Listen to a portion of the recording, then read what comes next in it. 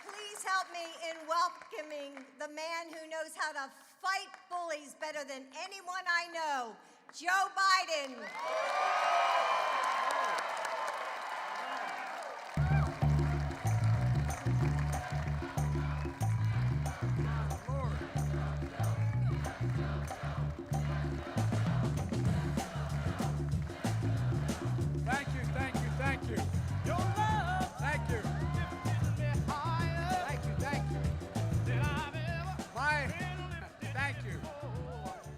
I tell you what, that was worth the trip.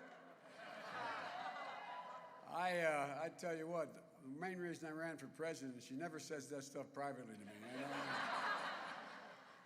But I tell you what, I'm known, all kidding aside, not a joke, I'm known home and I'm getting known here as Jill Biden's husband. And I'm proud of it. And it did take 5 times. I was finally the 5th time after I'd been a single dad, a single parent for about 5 years. And Jill and Chris knows all, Chris Dodd, Senator Dodd, you help firefighters as much as anybody in the whole deal. And I was down in South Africa trying to get to see Nelson Mandela on Robben's Island because I was very upset about what was going on. I was with was then the Black Caucus, and we got stopped, initially arrested, and then we got sent home. And I got off the plane in Philly, and I went to Delaware where Jill was teaching home, my home, stopped at her apartment, knocked her, said, "Oh, Joe, come on in." And I said, no. I said, "You got my Irish up now." I said, "I'm only going to ask you one more time, just one more time, about whether you marry me. Don't say anything." I said, "I'm not going to ask you when, just if. Will you marry me?" This is what she did. Okay. My sister, as one of her best friends, said, "What made you change your mind?" She said, "I fell in love with the boys, my 2 sons, who were very young then. And a lot of good things came from that, beginning with my deceased son, Beau Biden, Attorney General Biden, Major Biden, his daughter, Natalie.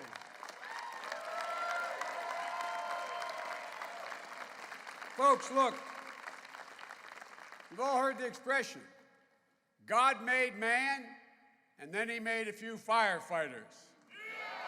And that's a fact. I grew up in a neighborhood in Claymont where you became a firefighter, a cop, or a priest. I wasn't qualified for any of them. So I ended up being a lawyer. But let me tell you something. Thank God you all are crazy. You're the only ones that run into flames and not away. And on a personal note, firefighters in my state, my whole family owes. They saved the lives of my 2 sons. When I was in Washington, just having turned 30, hiring staff in December 18th, I got a call. A tractor trailer broadside at my wife and daughter, killed my wife and killed my daughter. But my 2 sons were badly injured and took the jaws of life from my fire company to get them out. Got them to the hospital, saved their lives. When I was hanging around the first time I ran and things looked like they were going well, I ended up with a cranial aneurysm. I had to be flown down to Walter Reed to a surgeon. It was a snowstorm. I couldn't get down. My fire company got me down what turned out to be a 13-hour operation and saved my life in the middle of a snowstorm from Wilmington, Delaware. Our fire company, when I was away in Washington back in '98 doing a Meet the Press show, I got a call saying my house had been struck by lightning. It was on fire. My wife, and she was most worried about our cat. And the dogs were in the house. The smoke was so thick you could not see in the windows, the God's truth. My fire company responded. They saved everybody, saved the house, risked their lives.